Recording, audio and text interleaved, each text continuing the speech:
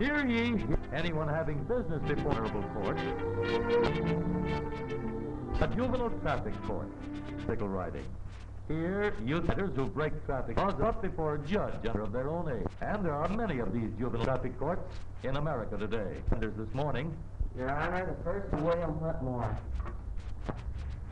William Whitmore bike last Friday around 4 o'clock. William Whitmore, you've heard the charge. Do you want to plead guilty or not guilty? Guilty, Your Honor. It is my duty then to sentence you. You'd better leave your bike around the courthouse here all next week. On Thursday, the telegraph messengers are going to have a safety meeting at the Central YMCA. You go there, and then write a composition on the safe riding rules the messengers talk about. And now, before giving the prize money to those fellows who did the best job of riding last quarter, I want to talk about the 4 rules of safe bike riding that you're going to be judged on the coming 3 months. I'd like every one of you to be 100% on these 4. The first of these 4 rules is, ride alone. 2 on a bicycle is 1 too many. Look here, boys.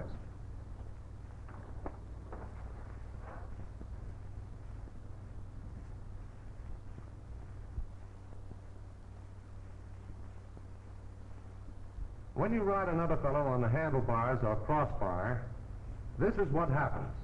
The shoulders and head of the boy on the crossbar shut off the view of the road ahead as if you had pulled down a black window shade. Furthermore, because of this other fellow on the crossbar, you've got to spread your knees way out, and that brings the sides of your feet on the pedals.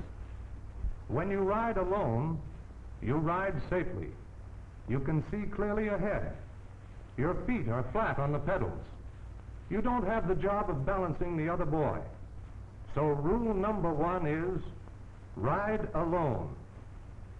Safety rule number 2, the pedestrian has the right of way always.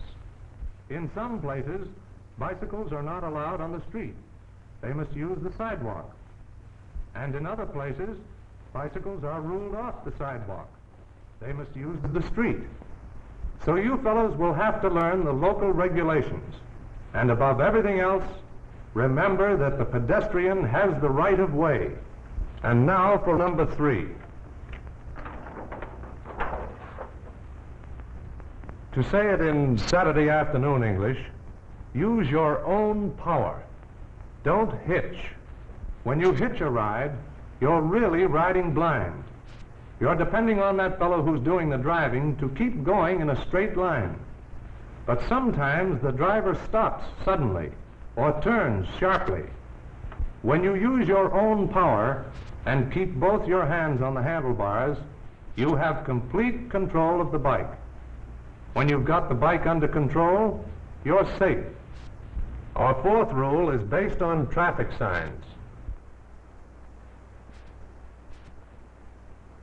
Everyone knows what S-T-O-P spells. Stop means just what it says, nothing less. It's not enough to almost stop at stop streets. You must actually stop. You're safe only when you obey the traffic signs, all of them. Just as stop means stop, slow means slow. The signs are put up there for your protection as well as for the school kids. So, fellows, in the next 3 months, let's have 3 no-accident months. These bicycle riders have made some fine safety records. Under all conditions, they have ridden safely, and Bill Whitmore has learned from them. The juvenile traffic court has helped safety. Mary Louise, you rode a bike that wasn't in good repair. Over on Orchard Avenue last Monday, your bike upset and knocked down another girl on a bicycle. The reason was that the hand grip was loose, and when it came off, you lost control of the bicycle. Have you anything to say, Mary Lou? Guilty or not guilty? I'm guilty, all right, Your Honor. I'll have to ask you to leave your bike here at the courthouse for a week. Then, there's a rent-a-bike man out here at the park. Recommend. You see, I was sentenced because my bicycle wasn't in good condition, and so I wasn't a safe rider.